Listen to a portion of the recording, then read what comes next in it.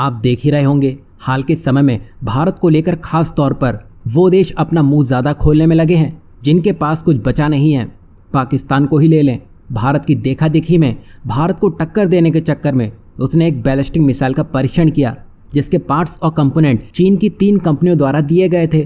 तो पाकिस्तान के इस देखने दिखाने के चक्कर में वो खुद तो उड़ा ही, साथ ही चीन की 3 कंपनियों को प्रतिबंधित श्रेणी में डाल दिया है। वहीं जैसा पाकिस्तान है हूबहू कनाडा भी उसी नक्शे कदम पर चल रहा है। तो भारत ने यहाँ सोचा जब इतनी कुंडली मिल रही है तो दोनों को एक जैसा ही ट्रीटमेंट देना तो बनता ही है।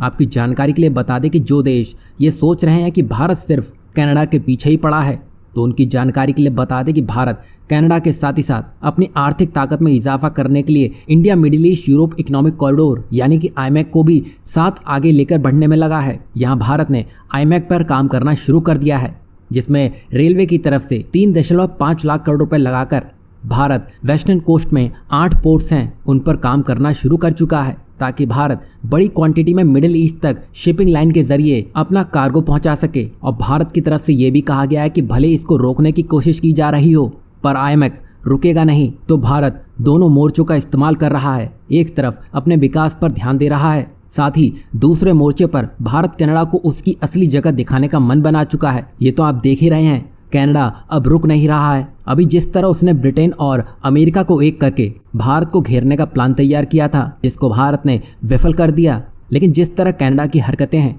उसके लिए जिस तरह के हालात भारत ने पाकिस्तान के किए थे वैसे ही अब वो कनाडा का हाल करने जा रहा है। दरअसल अब भारत कनाडा को FATF की ग्रे लिस्ट में घसीटने का मन बना चुका है। बताया जा रहा है कि भारत के पास ऐसे सबूत हाथ लगे हैं जिसके तहत कनाडा की सरकार और वहां के पॉलिटिशियन कनाडा के अंदर ऐसे लोगों को फंडिंग कर रहे हैं जो कि आतंकी घोषित हो चुके हैं। और ऐसे लोगों के लिए कनाडा एक सेफ हेवन बन चुका है, यानी कि ये आतंकी दुनिया भर में आतंक फैलाते हैं और कनाडा में जाकर मौज मनाते हैं और वहां की सरकार वोट बैंक के चलते उन्हीं का साथ देने में लगी हुई है। वहीं भारत से पहले जस्टिन ट्रूडो चीन फिर सऊदी अरब से भिड़ चुके हैं जिसको देखकर यही लगता है कि वो दुनिया में कुछ साबित करना चाहते हैं।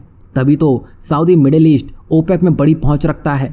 चीन दुनिया में अमेरिका की टक्कर का बनना चाहता है। वहीं भारत दुनिया में एक नई आर्थिक शक्ति बनकर सामने आ रहा है जिस पर सबकी निगाहें टिकी हैं और ट्रूडो ने इन्हीं सबको निशाना बनाया है।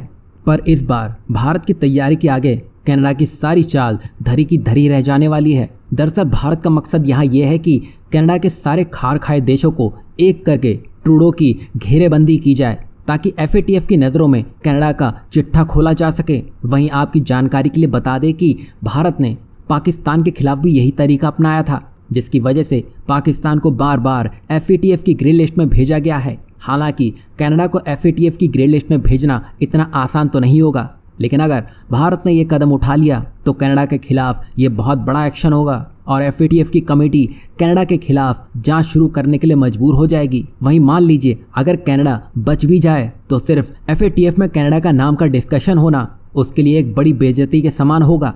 फिर भविष्य में कनाडा भी गलती करेगा तो उन पर कम से कम पश्चिमी देश पर्दा नहीं डाल पाएंगे और भारत ऐसा कर देता है तो भारत पहला देश होगा जो 5 आइज के किसी मेंबर देश को घसीट रहा होगा और दुनिया भारत की तरफ से लिए गए इस एक्शन को भारत की बढ़ती हुई ताकत से रूबरू करवाता हुआ दिखाई देगा।